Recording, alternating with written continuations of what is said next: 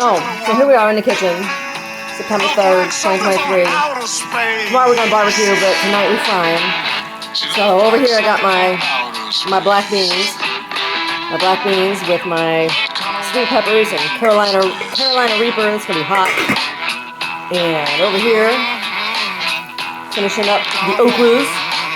Pile of okra, pile of mushrooms. And once I get them okras out, then we'll have some hush puppies with the rest of the dredge, some cilantro for garnishing, and then I got some rice, just some plain old rice for soaking up the hot,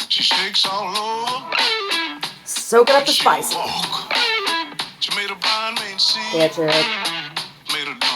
Have some vodka right now, but later on I might have some bourbon.